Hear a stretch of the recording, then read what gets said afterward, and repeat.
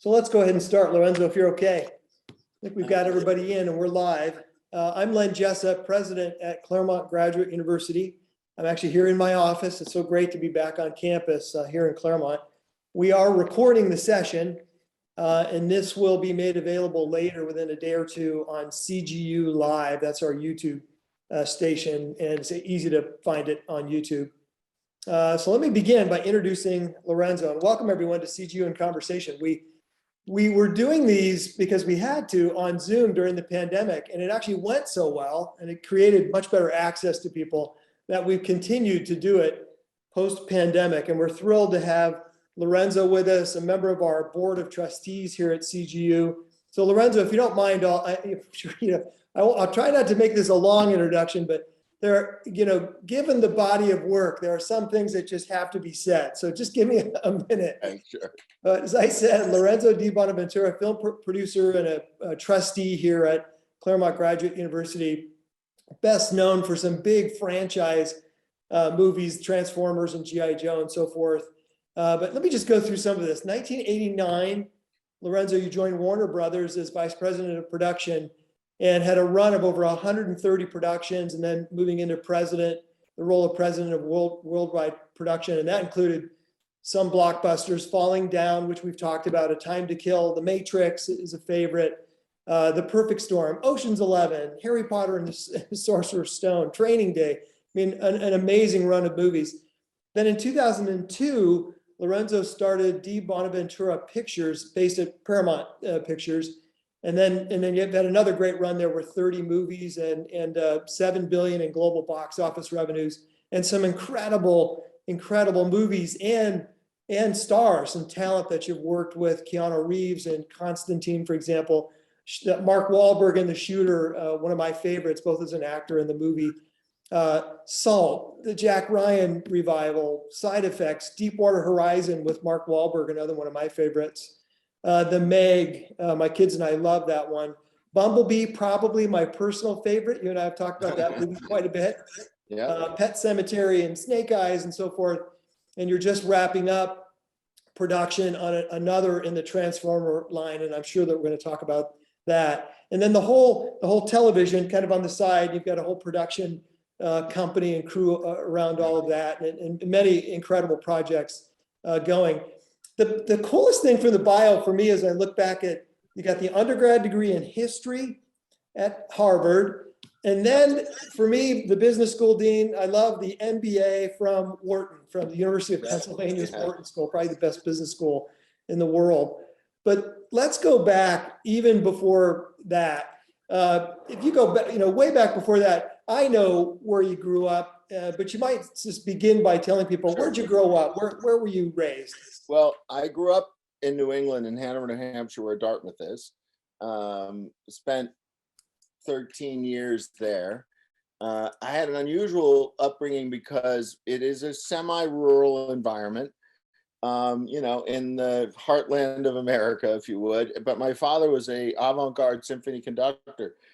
And so I spent 4 to 6 months a year until I was about 12 years old behind the Iron Curtain, which is where avant-garde music was the strongest and continues to be. And so I have a kind of a world perspective that's, in a way, part of my DNA, because it wasn't, something as a kid. I spent 6 months for instance, in Warsaw. Wow. In 1964. Oh boy. And there are bombed out buildings and everything from World War II absolutely present in that experience. Yeah. Wow. Lack of food, all the things that came with that. So, one of the interesting things I've been asked over the years is, why do your movies do so well internationally? I think it's partly because first of all, I think about it. Yeah. And second of all, having traveled so much and lived in different places, you come to recognize the similarity of values. Yes, there can be big differences, but there are more similarities than that. Yeah. From there, I went to Harvard, and I was a hockey soccer player. I played professional soccer. Yeah. In Italy, and I when I went to Harvard, my roommate and I became enthralled with whitewater. So we started a whitewater rafting company, which I would tell you prepared me for Hollywood better than almost anything could possibly, because trying to get a group of people to do a singular thing and get their ego out of the way, and it's a logistical thing. Yeah. So in many ways, I think that was the great grounding for being a producer, because you try to get 25, 30 people to think the same way. You know, on a Transformers movie, it's a little bit larger. For instance, on one of them, we actually counted everybody. We had 4,200 people work on the movie. Oh my word! Wow. But in general, you're working with about 400 to 500 people, and like on the set live at that one time. Yeah. That's a lot of people to tend to, though. It is a lot, and it's a logistical thing, you know, and it's an ego-driven thing. So, you know, how do you get people going in the same direction? Yeah. And unlike us, it is a manufacturing process to some degree, but unlike a manufacturing process, the repetition doesn't exactly exist, because you're moving locations, you're moving sets, you have different things. So it's constantly evolving and changing. So you can't get into that kind of rote efficiency. Yeah. And so it is about keeping people motivated and focused. And you know, after college, I went to Wall Street. I worked there for 3.5 years, and then I eventually go to Wharton. And then while I was in Wharton, I had an existential crisis about what the hell am I going to go do. I had tried a number of things before I went to Wharton, and had not found anything that really got me charged up. And so while I was at Wharton, I spent most of that time trying to figure out what I was going to do next. And unlike probably all of my fellow students, I came down to, I'm going to go into the restaurant business or the movie business. And I made a decision that I could always go in the restaurant business. I'm going to try the movie business. Okay. And so I came out to Hollywood. Wow. What? Take one more question from back in that period. Who were the key influences on you back then? Was it like you'd mentioned, was it parents, or you mentioned athletics? Maybe it was a coach or a teacher, a professor. Yeah. Was there anybody you thought gave you a little nudge along the way you thought made a difference? Not towards movies, not in that specific thing. I mean, my mother was a pianist too, so I grew up in an environment that, funny enough, both parents tried to push me away from the arts because it's so hard to make any money in that business. And movie business was not even a thought to me on the East Coast. You know, like, I don't know yeah, I would say there's two people that, one in particular was a professor at Harvard who taught intellectual history, and intellectual history has formed a lot of the basis of how I view life and how I view movies and how I view it. And what it meant was, you looked at each decade, and we did the 19th and 20th century, through the dominant thought of that moment. So if you look at the turn of the century, Henry James was stream of consciousness. Kierkegaard was the 1890s. Marx would be the 20s. So you looked at people's actions and the things that happened through the prism of what's going on, as opposed to events. Yeah. And so, you know, the Matrix there's a direct line to that we spent most of our time on the Matrix as we were trying to figure out the script. The themes of it were Kant, they were Descartes, they were Kierkegaard, they were modern ideas of what does the computer world mean. Yeah. And so it really shaped me. Yeah. I got the advantage, funny enough, I had a girlfriend in the early 80s in New York whose father was Steve Ross, who was the chairman of Time Warner Communications, then Time Warner. So I started, that was probably the moment when I was like, oh, films, there's actually a business there, you know. It took me a while to get there, but that's where it started probably. Yeah. So you said you're making that choice, like restaurant or movie making. Maybe I'll start with the movie making. And then what happens after that? Like, how do you get started in the movie making? How did you get in? Well, I got in through the business side of it because of my MBA. Yeah. I went to work for Columbia Pictures in a business capacity. But the truth was, and I think the truth is, Hollywood is one of those strange sort of systems where come out here, join in, and 2 years later you could have some exalted job, or you could still be at the same job you started with. Yeah. It really is a meritocracy by and large. And I came out here at the advanced age of 30 years old, which I didn't think was all that advanced. But when I got here, everybody's like, "You're way too old to start." And I'm like, "Well, I mean, what?" Like it really was. It was a stunner. Yeah. And actually, there's probably it motivated me because people kept telling me why I couldn't. Yeah. So that just pushed me harder. Wow. And that's where the athletic competition thing comes in, because like I wasn't going to be beat by that. Yeah. Yeah. So you think about all those movies that you've been involved with. Your answer is probably going to be all of the above. But like, what's the inspiration for the movie? Is it for you? It's the good script or screenplay, or it's a novel that you read, or something out of history, or a news or an event, or maybe just somebody tells you a good story and you think, God, I'd like to learn more about that. I mean, you've done so many movies. Maybe it's all of those things. I don't know. Where do they come from? It's all of those things. I mean, you mentioned a few. Like, I'll give you an example. It's like Harry Potter. I read the book before it was published, and I just thought it was a good story. I really liked it. I didn't think it was going to become what it became, but we bought it before it became that thing. Yeah. And we were the recipients then of her work, but we were ahead of the curve, if you would.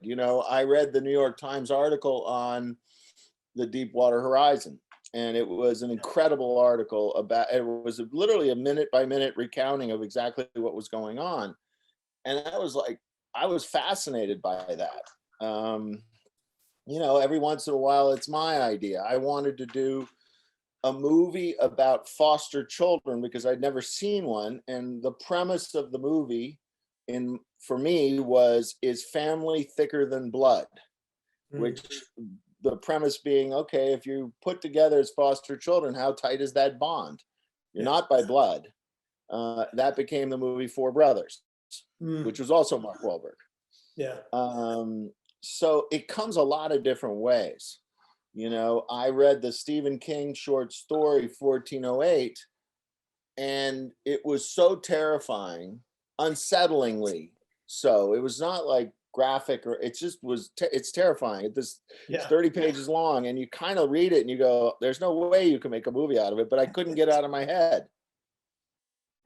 So it really is about. I've taken the premise of my career that I can't do all kinds of movies, although I've been able to do a lot of kinds. So therefore, it has to be that I feel like I bring something that I own or I understand about it. Yeah. That was going to be my follow-on. You've done so many now and so many successes. Have you got a heuristic in your head that you'll read something, or like you said, you're exposed to the idea and you think, oh yeah, this could do it. I think this could do it. Well, there's different calculus, when we started Transformers, for instance, it started with the fact that in growing up, I had a lot of friends whose younger brothers, sisters were, completely intoxicated with it. Yeah. So I recognized that there was a huge audience for it. I also have had tremendous amount of experience with visual effects. So I understood that we could create something really extraordinary with visual effects and we had a hell of a time selling it. Everybody passed on it multiple times because they were like, "You mean that dumb robot animated series in the 80s?" And so they couldn't get out of their head the sort of clunky nature of what that was. Yeah. Now, what they're forgetting is that is a truly deeply held relationship that kids had with that. Totally. And now those kids can pay money and go to a theater and bring their kids. And then their dads, because I've been to all of them. Exactly. You know what I mean? And so, and also, you know, it's, you have to take an expansive point of view, in my opinion, towards these things, because Yeah. you don't know where it's going to lead. None of us are that smart or that talented that you read something, you go, I know exactly what this is going to be. When I read 1408, I thought it was going to be a much bloodier, gory movie Yeah. than what it became. What it became is a psychological, it's PG-13, it's not even R. Yeah. It is a psychological thing that is unsettling deeply. And so, you know, one of the great things about having worked at a studio that was a very good studio, was you were exposed to a tremendous amount of quantity and quality, you know, and you had the money to differentiate. So like anybody, I think, in their profession, over a period of time, you start having your own sort of internal database, you know, your own instinct is built. You know, I tend to make a lot of, what I really respond to is putting characters in extraordinary situations. So whether it's a real story like Deepwater Horizon, or whether it's a fantasy like Transformers, where, okay, now you're suddenly in amongst with all these giant robots, what the hell do I do? Yeah. That's what I get excited, is like, I try to put myself in a bit in the lead character's head. And is that exciting? Is that interesting? You know, it doesn't have to be action. It doesn't have to be adventure. It doesn't have to be all that stuff. Agoraphobic, it's exciting as hell to step outside his door. Yeah. You could make a cool movie about that. Yeah. In fact, What About Bob was that, if I remember back in the day. Right. Was a really fun comedy about that. Is there any one movie for you stand out where, like, the most fun you've ever had? Like, that was just a blast doing that. You couldn't wait to get up each morning to get to jump in on the project. That was just pure fun for you. Pure fun. It's too much. I know it's hard work. It is a really 500 people. We're working 12 to 14 hours a day, pretty much 7 days a week. So Yeah. yeah, you know, I'll say fulfilling. Okay. Though I have found in my career, it probably says something about my nature, the ones that everybody tells me should never get made are the ones I enjoyed the most. Yeah. Probably, though, if I had to pick a single movie, it was probably Red, with Bruce Willis and Helen Mirren and all that. Yeah. It was, for me, so exciting because you're working with people like Ernest Borgnine. I never thought I'd get to work with Ernest Borgnine, you know, and Helen Mirren, and Morgan Freeman's over here, and Richard Dreyfuss is over here, and so there was kind of and it was also a movie that everybody in Hollywood said is never going to work. Why does an audience want to go see a bunch of old people, was what we were told over and over again. Wow. Well, and my response was twofold. One was, you're not understanding this movie because its attitude is not old. And number two, there's a lot of old people out there who are going to like this movie a lot. So, like, you're wrong. The audience is actually twofold. Which proved to be true eventually. But that was fun. I thought maybe you'd mention Bumblebee, because I remember you and I talking about that when we were making it, and it was special to you to kind of then finally get the opportunity to personalize a character, you know, the robot it had a whole personality and a big central role. Well, there's different versions of making the film. When you ask the question making a film, I think of the production of it, actually. Yeah. Okay.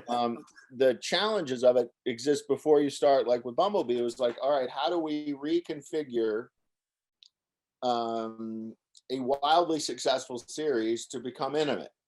Yeah. To a certain extent. I mean, you know, that's a Transformers intimate movie.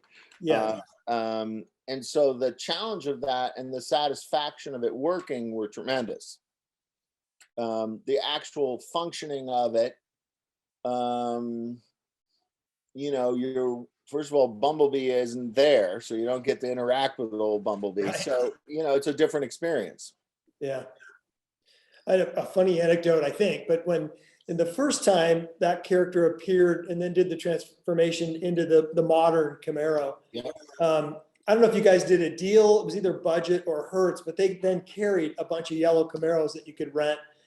And I didn't know that. I don't know if that was on purpose or you guys had engineered that or it was a deal. But anyway, so they were on lots all over the country. So this is like shortly after the movie comes out. I'm somewhere, Austin, Texas. I get my show up. My rental car is the Bumblebee Camaro. That's awesome. And it was awesome to be able to drive it. But I remember, here's the funny part. I'm driving on the freeway and I'm passing a minivan in that car, and the little kid in the back, like looking, and I can almost read his lips. It's Bumblebee. And I'm driving by. And Bumblebee is such a beloved character. And what's interesting to me is everybody has forgotten that it is a car and a robot, and they completely think of them as humans, as do we. Yeah, exactly. Like Bumblebee's sweet. He's funny. You go, all right, I love Bumblebee. You forget, and maybe that's one of the DNA parts of this that have made it so successful is that you wish your car had that personality. You wish you can sort of just, and I will say this, one of the things that's interesting in Transformers is that the robot characters do not have to be complex. We don't expect it of it. So there's a very satisfying thing about it. They each represent something so specific. Optimus, wise, good leader. You don't have to get into what's his motivation. You do it with a human, right? And so you can, as an audience member, you can just relate to that character on the basis of his or her singular personality. Trait, if you would. Right.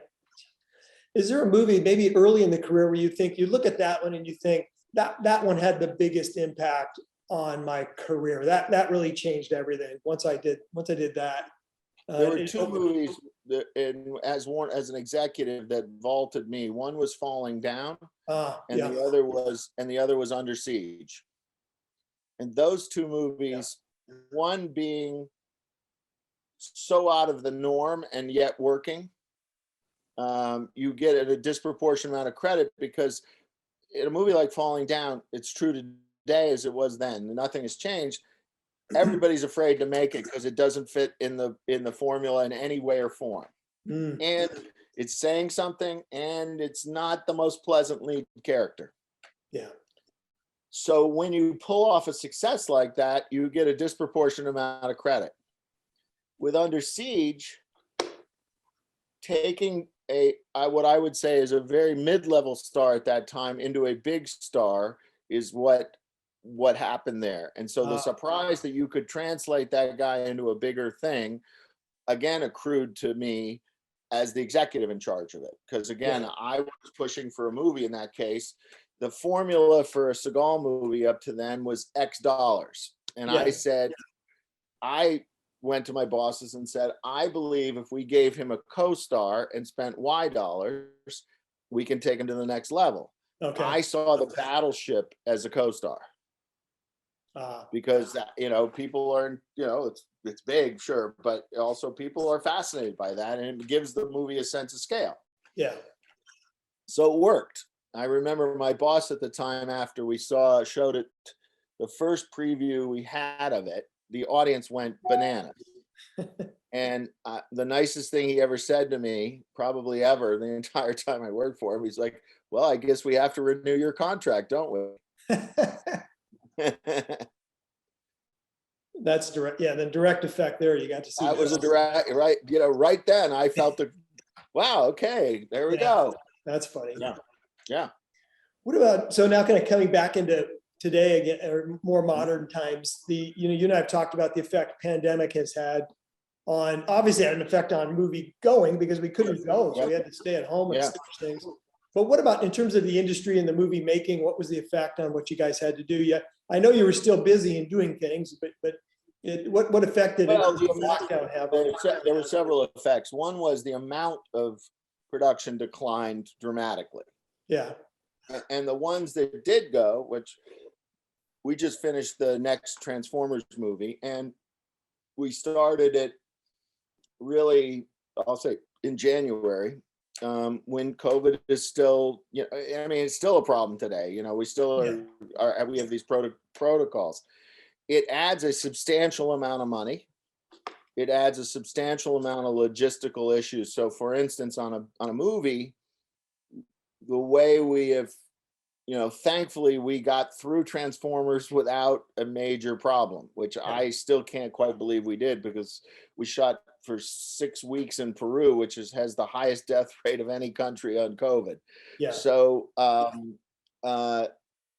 we had really strict protocols, but then you also have what we've done, is there's an A group, and only the A group can be in this one place. The B and C group, they can't interact with the A group. Oh boy. So you're kind of staging. So you have this sort of level of priority in terms of, the closer you get to the director and the cast, Yeah. the more restrictive we became. And that's hard, because it's not how the system was designed. We had to redesign the system to a certain extent. Yeah. And also, human nature becomes a problem, because while we can control the set, what happens when they go home? Or what happens when they go back to the hotel? So for instance, we when we were in Peru, every hotel we went to, we took the whole hotel. Yeah. So there was no outside influence. And also that gets into the legal things around vaccinations and all the things that everybody's struggling with are part of what we're doing. And you talked about, when we were talking about the making of the movie before, in addition to the regular crew and in the main actors, I think you said it was like 500 extras. Yeah. So Yeah. how do you do that? You're in Machu Picchu. There's not a lot around that, and it's quite a hike to get to Cusco. Yep. And you're a long way from Lima, where you probably flew in. How do you even do that in the middle of the jungle? Well, that was extraordinarily hard. In pandemic. I don't know how we got through it, honestly. I think Lady Luck shone on us. Yeah. Look, when we had the extras, for instance, we broke the extras into different groups so they couldn't intermingle. Yeah. Or at least on set they couldn't. But again, there's the risk. What happens when they go home? Are they hanging out with different? What's going on there? The people, we encouraged vaccination, etc., and we made the opportunity to help people if they wanted to get it. Yeah. But I think the legalities of forcing somebody certainly are not part that anyone's worth trying to do. Yeah. And you really had to be rigorous and say, wear your masks, and what was interesting in Peru was, I guess partly because they've been suffering so bad, you would walk around the streets of Cusco, which is their second largest city, I think, or maybe beautiful city. and there wasn't a person who wasn't wearing a mask. Yeah. So we didn't have to enforce that, which we did when we were shooting in Montreal and New York. Yeah. So I think that probably was our saving grace. But again, we had certain costumers who could interact with the extras, but they couldn't interact with the main cast. So we had the costumers who did with the main cast. So, we had two different caterers. Caterer for the extras, caterers for, so and obviously that adds up to a lot of money. Yeah. Yeah. And you'd mentioned even that because it's a developing country and not a big healthcare net, and so you had to kind of create your own testing. We actually had a testing facility traveling with us. Yeah. And because we tried a couple there and we were not certain, it was not even a judgment on them. It was, we had to be certain. So therefore we took the responsibility ourselves and we created our own testing facility. And that also was partly because Viacom, which owns Paramount, had some really strict protocols as a company. So to match them. And, on this movie, we were testing people Monday, Wednesday, and Friday. Yeah. Wow. That's a lot of testing. That's an expensive. Well, to give you an example of numbers, there was one day we tested 1,500 people. Wow. So you got to have your own facility too, because it wasn't just how do you assure the result, it was how fast you could get it back. What are you gonna do? Send it to Lima and then wait 2 days, and then by then the information doesn't help you. So we had to have timely information. Somebody just popped, I've got a question in the chat that's relevant. And you were on the, around this kind of talked about personalizing the characters, you know, and the robots. You thought a lot, obviously, about how people react with and engage and think about a character. And the question's kind of about, how much do you have to get into psychology or positive psych or neuroscience, and that you're really doing some research to think about how a person's going to be perceiving something and reacting to it and what it might evoke in them, you know, in terms of their feelings. It's a really smart observation because, you know, it's funny. I was just teaching a class at Chapman University with a bunch of film students, and they said, you know, what course would you take? I said psychology. They said, what do you mean? I said, well, it's all about psychology. I would probably say most jobs are that way too, but you do need to understand motivation. And, you know, and what makes people likable, dislikable, motivation wise, psychological. I don't know that we're not sophisticated enough to sort of say, what does that exactly provoke in somebody? Yeah. But, you know, Bumblebee's an easy one, but I'll think of some other ones. But Bumblebee, we always thought of as a young teenager. You know, irrepressible. You know, we're looking at a human example, right? He's, you know, in the late teens, early 20s. Yeah. He's positive. He hasn't been jaded by the world. He's got the exuberance and the energy of youth. Yeah. You know, optimist. The seriousness of being a leader weighs on you and it changes you. So I think there are prototypes that we reach out to. Yeah. And then, you know, when you look at it in the context of the story is where you really try to spend some time in saying, all right, what is the journey for the audience member with this character? So it's not just about the characterization, it's how you're testing what that character is. It's how the character is going to evolve over the story. I showed this class Falling Down because I think it's surprisingly contemporary as a movie, but also it's a great journey where a man goes from utterly relatable in the sense of like he's a guy who has done everything right, or what we think is everything right, and everything's gone wrong for this guy. And then by the end of it, one of his last line is, "I'm the bad guy." Like he doesn't even understand who he's become. Yeah. So I think, you know, so you have to look at it in context of what the story is trying to achieve. You know, Deepwater Horizon,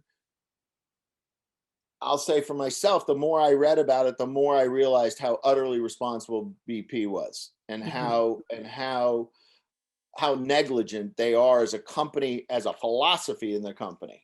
Yeah. So it's no doubt an accident was going to happen with that company. In fact, there's quite a few accidents that come from that company as a result of really their corporate psychology of, well, we'll just pay for the fine. It's cheaper to pay for the fine than do things the right way. Yeah. In my opinion, is what their corporate strategy is. Yeah. You know, so, you know, in that context, you look at what pressures are on those characters. Yeah. You know, they're all feeling the pressure of, we're spending $1 million a day and we're not finding oil. Yeah. So everybody feels that. Right. You know, and so that leads to quicker decision making, shall we say, sometimes. Yeah. Yeah, exactly. What shifting gears, another topic you and I have talked about is around diversity, equity, and inclusion, and the influence that's appropriately having within the industry. And you said some interesting things around roles and casting and the sensitivities. That you told me a story about Denzel, some of the thinking around him in that part. But would you care to touch on that? Sure. You know, what's interesting is it goes without saying that this is obviously needed.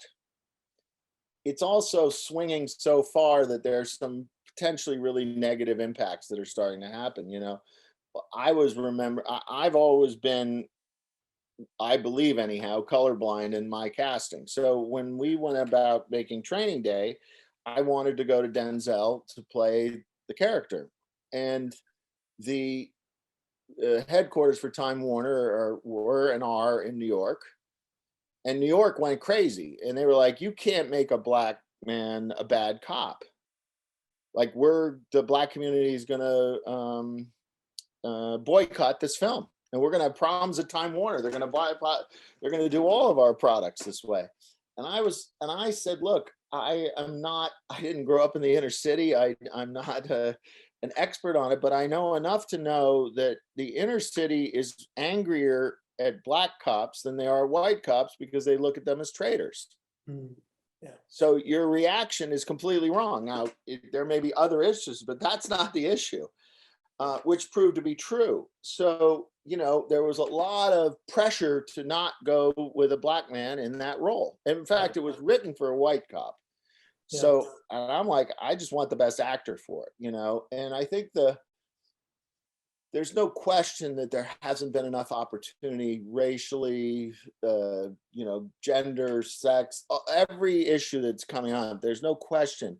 My opinion is one of the problems that's happening, and I just read about, there's an Apple TV series called The Morning Show where Juliana Margulies is playing a gay character, and she's getting some flack for it because she's not gay. Yeah. And the problem with this is like, well, does that mean if you're gay, you can't play a straight character? Yeah. Like, that is going to actually create more barriers to entry. If that becomes the rule, then that's crazy. It is called acting. That's not to say that there hasn't been inequity. There has. And I think the consciousness of this is changing how people are doing this. Creating opportunities now. Yeah, it just gets to this extreme notion where, I don't remember the name of the show, and I should look it up, because it's one of the ones that really bothers me, is that Scarlett Johansson was going to do a movie about a trans character. And she took so much flack, she withdrew from it, because they were like, well, we need a trans character. But here's the reality, guys, in the business world, right? And also in the movie going world, are you going to go see a Scarlett Johansson movie, or are you going to go see a never heard of the person movie? Right. So that person's story is probably never going to get told. Is that a good outcome? I don't think so. I think if that person's story must have been extraordinary, or she wouldn't have wanted to do it. Yeah. We should be exposed to that story, and therefore come with a better understanding of what somebody goes through. Yeah. I think the shame of it is my business gut says, we're never going to see that story now. Yeah. I know you and I have talked about Sherry Lansing, someone that we have a person in common. She's been involved with Claremont Graduate University over the years and decades, and female studio chief, a real trailblazer at Paramount. Yeah. And how much had you interacted with her, and couldn't have been easy for her in the business, at that time, in the role that she was in. Yeah, no, look, I was not working with Sherry when she was breaking through. Yeah. But what is interesting is when you look at it, what she was successful was with the kind of movie that she related to that other people weren't making. Yeah. And maybe that's because she's a woman, and maybe it's not because she's a woman. And I think that's the other trick of it, is you don't know. Some people are, yes, she had a lot of success with female-based thrillers, and she became known as that person who, planted a lot of flags there and had a lot of successful movies there.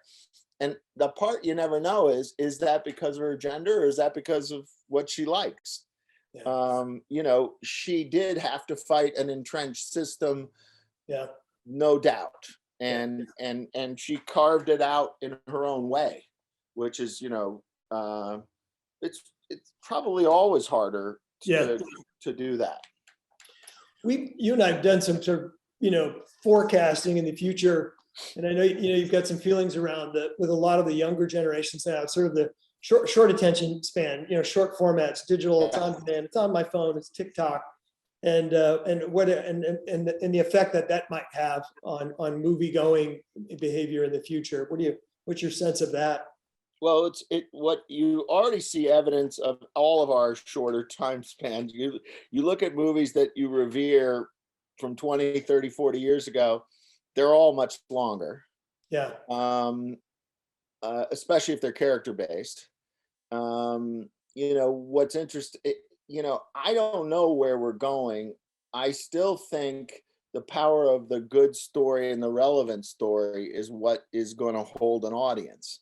I Yeah. think one of the encouraging things about what has happened during COVID is the consumption of, I'll say left, not left or right in terms of politics, but off center Yeah.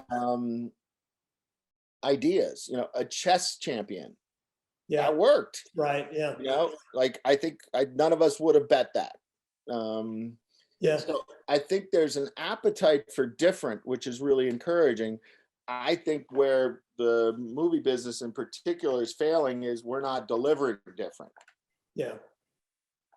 That's interesting. And I think that's where if we're gonna have a foothold in let's call it people's free time. It's actually a confusing moment in time because on some levels, movies have more value and more consumption than they've ever had before.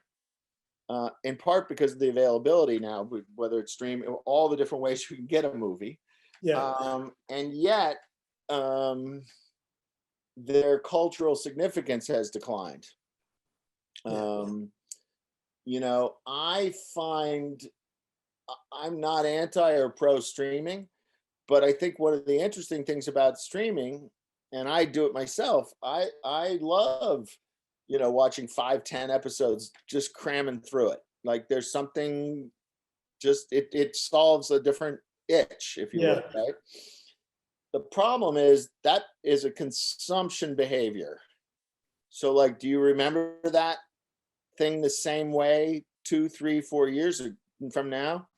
Yeah. The movie business is predicated on the value of the library to a large extent. If movies become ultimately just a consumption, you know, a cookie, and once you ate the cookie, it's over, well, then that's a problem for the Yeah. value of these big companies. Right. You made an argument to me once that you thought some of these other venues, I think we were talking more about television, but maybe you could make an argument about some of the streaming and the other things, is that it all still needs the big star, and that the big stars are made on the big screen. And so it's sort of an argument, you know, for at least a bit more of the life of the, well, of the it's big something screen. that I've been talking a fair amount with friends, and one of the interesting things that if you can, pick who is a star that has come out of streaming. By the way, you could also say go back to television and say how many stars really came out of television. Not that many. Most stars have come out of the big screen, the big stars. Right. So what happens 5 years from now when there are less movies? Where are these stars going to come from? And I think that's the really interesting question. You know, I have, you know, as I'm trying to sell TV shows to streamers, the people they want to star in them are stars. Yeah. Well, where are we gonna get all these stars? Yeah. I don't know. I think it's an interesting potential problem. Recently, there was a TV show called Bridgerton that Regé Jean, you know, certainly popped out of it. Does that make him a movie star? I have a project with him. I'm betting maybe. Yeah. But we don't know. Yeah, I see we're getting some of the chat around some successes around unfamiliar casts. So you know, you don't always have to have the Scarlett Johansson or the Tom Cruise. Yeah, and so that you would think of him as an example of somebody not as well known. Well, yeah, who might be, you know, I hope he's, you know what, we need more stars, so I'm rooting for him. Right. You know, it's an interesting thing also because if you don't have a star to drive it, the kind of narrowness of storytelling then gets forced into it. Queen's Gambit is a good example. That's not a very expensive show. Yeah. So it has an easier time getting made without a star. Yeah. You know, but you say, you know, if you have a bigger canvas that you're telling the story on, therefore more expensive canvas, the pressure on who's in it becomes greater. Yeah. And I cross, I'm not much, and I'm not watching videos on TikTok, but I cross the two that we're talking about, both of them. My Christy and I love going to movies. Could not wait to get back into the movie theater, but also, did a lot of, streaming of things. Sure. I told you I ripped through Ted Lasso, loved it, Yep. loved Jason Sudeikis. And watching, documentaries at home during the pandemic, and we sort of live in both worlds. We like both modalities and both Yeah. types of content. And I think that's probably true of everybody. Yeah. And I think the question becomes, like I have to say, I love, for instance, we produced The Meg. I love Yeah. that people love it so much. It's really fun. It's fun being on an airplane and seeing 5 screens having The Meg playing. And at the other hand, we made it for this giant screen, and you're watching it on this little screen. What are you doing? Watch it at the big screen. So it's always a sort of a love, not hate, but love frustration with, like, really, come watch it on a big screen. Come on, that's what it's meant to do. But not everybody has access to it, and also, what is great about the little screen, however you go to it, is it takes less effort. So therefore, more exploration probably happens, right? You're willing to, like, well, I don't have to drive, I don't have to park, I don't have to plan. Just click, I'm on. Okay. So, but I will say everybody loved Meg so much that we're now going to make a sequel next year. Oh, great. And part of the rationale behind it is Warner Brothers looked at the amount of money the ancillary markets were generating for it. Yeah. That's one where then, you and I had talked about it, so I knew it was coming. Big buildup. So my kids and I went and saw it on the big screen, and, just jumping and scared out of our mind. And but then I watched it at least twice more. I watched it on a little screen on an airplane. That was one of my choices. I thought, now I'm gonna watch The Meg again. Yeah. And I think I might have watched it one more time streaming at home. Yeah. Yeah. No, listen, so obviously I don't have a problem at all, but you do, especially when you make these big canvas movies, Transformers, we make it to see it on a big screen. Yeah. If you can't get there, okay, come see it on whatever size screen you can. Yeah. And I don't know if are people doing that? Like movies I like, I'll watch several times. Probably one of my all-time favorites, Gladiator, I probably watched it 10 times in different modalities. And there are still certain parts of that movie where I go waterworks every time, even though I know it's coming and it hits me. It's like, oh, now here I go. I'm emotional again. Yeah, no, I think that's the quality of a good movie, is you can watch it, or I'll say good entertainment. Yeah. It works however you're going to consume it. Yeah. So I'm watching the clock. We've got about 9 minutes. What advice do you have? So we have, a pretty wide audience watching right now, but a lot of the audience will be our students, and they're going to be like you. They're going to be MBA students, might be MFA students coming out of the arts, maybe in STEM fields, might be public health. And I know some of them are thinking, how do I get into the movie business? And you did it from the MBA and getting in really kind of from the outside, coming in and not out of the arts per se. That's right. Well, I'll give some advice. One is, you better be good at rejection, because it is a business of rejection. There is no version. I'll give you an example. In many ways, the most important movie I've ever been involved with was Matrix. I tried to flog that for 5.5 years. And I can't tell you how many movie stars said no.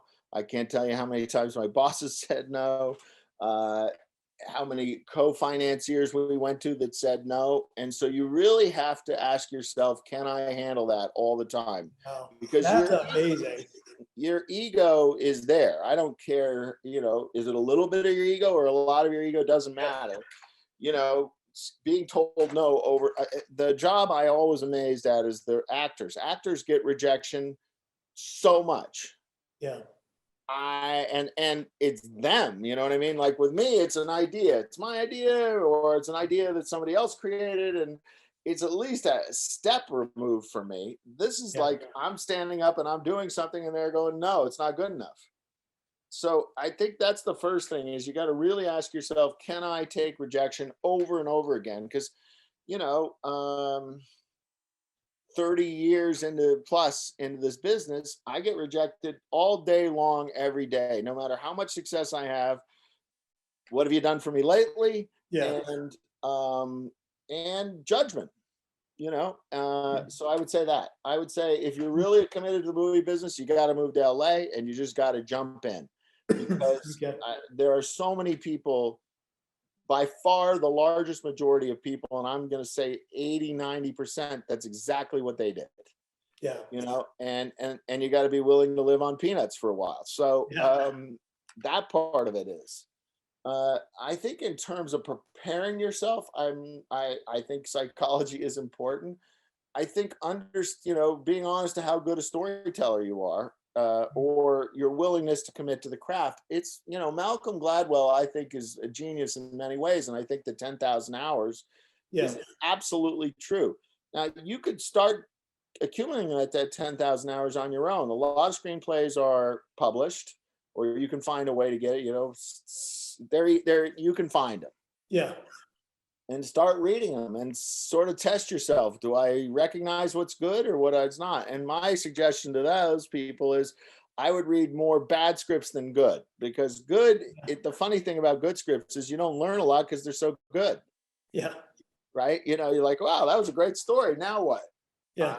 Do I have the same idea? Whatever I have. But when you read a script that doesn't quite work, then the analysis comes in. Then the ability to try to fix a story comes in. So I would spend a lot of time, and that's what you do when you're a junior person, is you read all these scripts, most of which are not good. You know, so you develop, you know, I always say it's like a spice trader. At some point you get really good at tasting the spice. So, but you got to eat a lot of spice to get there. So I think that, to me, and I do think when people come to me for a job, or you know I'm graduating from college, or I'm changing my career, it says a lot if you have a body of that you can talk about. Yeah. You know, I read this script. Oh, really? This person's really interested. It's not just a whimsy of, hey, movie business seems cool, I want to be part of it. Oh, you can make a lot of money in the movie business. Great. Those aren't enough, you know? And so I think that's really the key for people, is to really, you know, that's how all of us learned or realized we didn't care enough. Yeah. What excites you going forward? Projects you're working on, or things happening in the industry, but what gets you really worked up and excited about what, you know, as you look ahead? Projects is what is really sort of like the sustenance we live on. You know, the challenge, sometimes it's the challenge of them. Sometimes it's the content or the combination of content but we're Sisyphus. We are constantly rolling this rock up the hill that keeps rolling back on us. So you better like that rock, or you can't keep going. And so for me, I'm always looking for the new opportunity, the new idea, the repackaging of an old idea. You know, I'm not going to say it because we're trying to buy the rights to this movie right now, but I went back and I saw a 1950s movie that I was like, wow, this is such a great idea. How come no one's ever thought about this since then, you know? So then, you know, so there's challenges to, can you get it made? But really, it's, do you care enough to fight those challenges? You know, so for me, it's all about caring enough. Yeah. You know, and you know, I think that's why sometimes people get really led astray by the idea of like, well, is this commercial? Is this going to make me successful? That's a hard calculus to live by, because number one, who's good enough to exactly understand what the audience is going to, you know, yes, for sure. You know, and a lot of people say, well, you know, recently Venom 2 was very big success, right? Yeah. Okay, let's do a movie like Venom. That's a dangerous way of working, because you're not driving that. Yeah. you're copying. Copying doesn't work really well. Yeah. My experience, every time I've fallen into that, especially as an executive. When we were at Warner's, when I was running it, we were distributing 25 to 30 movies a year. How do you get 30 projects a year that are good enough to actually get made? It's hard. So you stretch sometimes, the first 10, 15, no problem. The last 5, tricky. And so you go, well, animated cartoons from the 70s are working. Let's go do Scooby-Doo. Yeah. And then you usually get slapped down by the audience when that happens, because your calculus is based on something too ephemeral. Yeah. Yeah. We're winding down and running out of time. Give me a quick one on your trustee here on the board at Claremont Graduate University. Just quick, what's cool about CGU? What do you like about interacting with us, working with us? Well, what appeals to me is firstly the philosophy of interdisciplinary. As a movie person, I always say we are jack of all trades, genius at none. Right. And I think it makes a lot of sense. I mean, my own education was partly driven by my interest in a lot of stuff. Yeah. And the narrowness to me is death and boredom. And so I'm first attracted to the philosophy and what is possible given an interdisciplinary attitude. Yeah. And structure, if you would, there's an unstructuredness to that, which you could look at as a negative. I look at it as a wild positive, because that means you have the freedom to construct the model that makes sense to you. Yeah. To a certain extent. It's like, okay, I'll pair this and this, and I'm going to get this from it, which you ask 10 people, they're going to say there's a different result from those two things coming together. Yeah. So I think that speaks to individuality, and that speaks to that kind of, everybody likes bespoke things in their life. I think it's great that we actually have bespoke education, and I'm also on the board of Emerson, and which has a different set of things about it, and I find myself at the board meetings at Emerson arguing for interdisciplinary. Yes. Yes.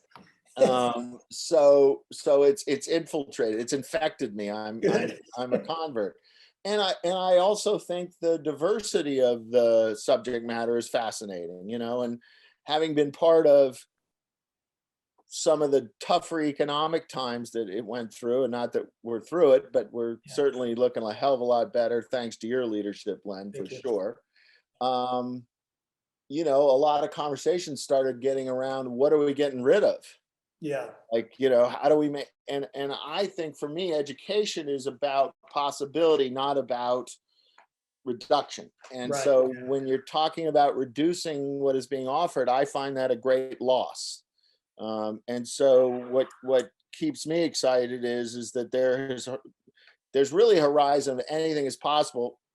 Economics get in the way sometimes, but and also, can you attract the right professors to do those things? But I think the fact of the matter is the possibility is what is exciting. Yeah, agreed. Well, we appreciate having you here on the board as a trustee at the university, and we appreciate you taking the time to do this. I know you're just hot off the plane, literally from Peru, and still probably catching up on time zones. So I'm definitely catching up on. I definitely felt my age, I think, for the first time. Yeah, it was a rugged experience. And you're back in the office. It looks like usually you're at home. My first day in the office since COVID hit. Wow, so that's fantastic. That's amazing. It actually feels like we're not quite normal yet, but some normalcy is coming back into the experience, Excellent. And actually, I think, Len, I'll leave with one thing, was one of the discoveries that, and everybody will have a different interpretation of what I'm about to say, but the segregation of the creative process, meaning we couldn't all be in the same room, really suffered in some respects what we were making. And it came, I know for myself, but pretty much everybody really missed the collaborative part of what we do and Yeah. not being in the same room got in the way. Interesting. Definitely got in the way. And I think there's some things that probably suffered from it. I suspect that, you're right about that, and that it probably applies to a lot of things, a lot of industries, and our personal lives. Yeah, a lot of things. Boy. Yeah. Yeah. So, well, it's nice to talk to everybody. Thanks, Len. Thank you. And everybody have a good day out there. All right. We'll say goodbye to everyone and we'll sign off. Thanks, Lorenzo. I look forward to seeing you again soon. I think we have a board meeting in January, so I know I'll see you then. Yes. In person. In person. Yep. I like that. Okay. All right. Take care. Bye now. Bye-bye.